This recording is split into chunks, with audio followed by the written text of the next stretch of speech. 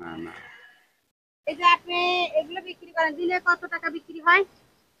ঠিক নাই, একটু জোরে কোনোদিন ধরেন বলবেন। 500, কোনোদিন 1000 হ্যাঁ, এরকম। আপনার লাভ থাকে কত?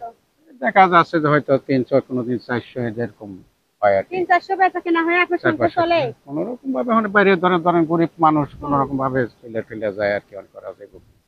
এই যে গরমের মধ্যে একদম ঘামে টামে অস্থির হয়ে গেছেন। না, আচ্ছা যাই হোক, আপনি ফজরের নামাজ সকালে পড়েন নাই? আমি আজকে বেরোয়ছেন করি কয়টায়?